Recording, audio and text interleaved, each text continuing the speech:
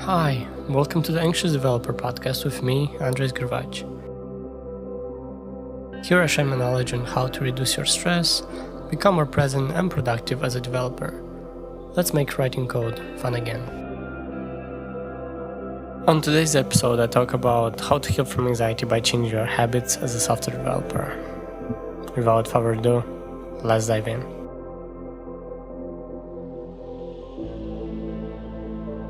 Hello everyone, welcome to another episode of the Anxious Developer Podcast. Hope you're having an amazing week, and like the title was, today we're gonna talk about how you can heal from anxiety by changing your habits. And funny fact is I'm recording this episode already the third time because somehow Logic Pro lost my 2 recordings, so it's fun. Okay, so let's start with an assumption that I really believed that healing from anxiety was hard, and I had to do so many changes in my life, and I have to become actually a monk or a completely new person, and that couldn't be more far from truth. What you actually need to do is become more of you. You need to become more as you instead of another person. So that was a big realization when I already started my healing journey for anxiety. So let's talk about how bad habits hold you from growth.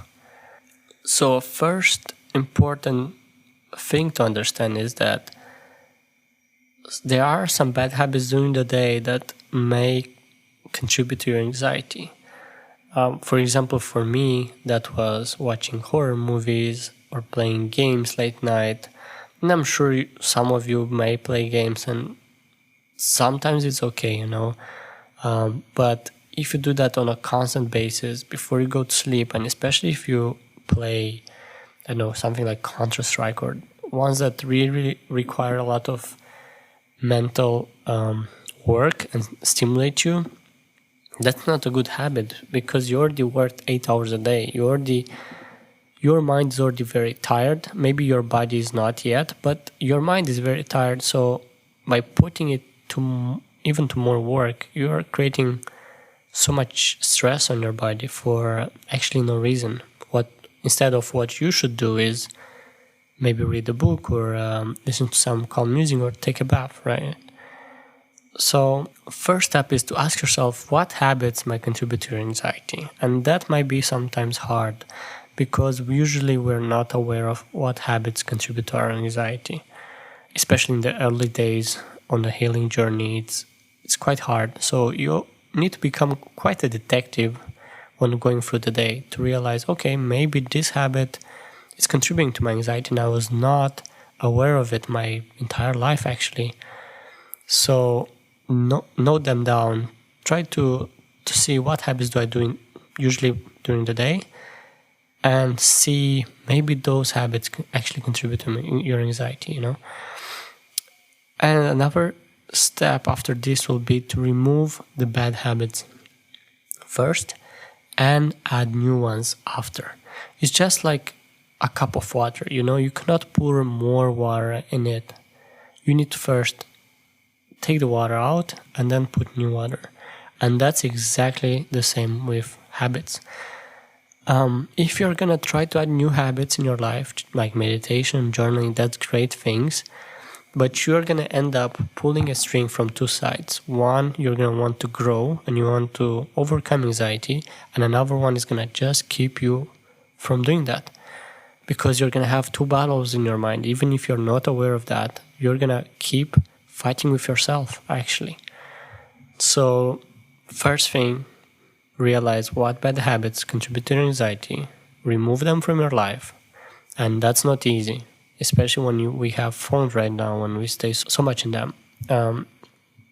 Maybe you need to spend less time on your phone, and that actually nowadays is not an assumption, that's actually something we all must do, because spending too much time on your phone, that already leads to a lot of stress. So friends, please realize how important it is to get rid of your bad habits first and then add new ones. Okay? So let me just give you some example of bad habits that happens in my life that happened, and some good habits that I do daily. So a bad habit for me was watching movies before sleep. Like I already said, that's not really a good idea to do. Another one was listening to a lot of hype music during my work hours.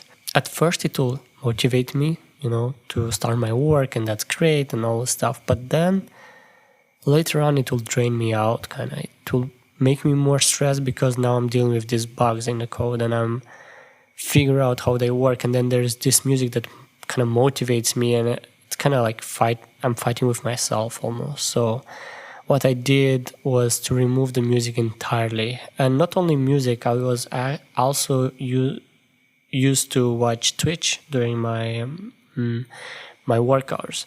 So there's this voice that needs to be with me because I kind of felt lonely, and I felt like if there is a voice in the background, that's kind of like almost someone is in the room with me, so I feel better. But I didn't realize that's a slippery slope, because eventually I was kind of dependent on someone being around me.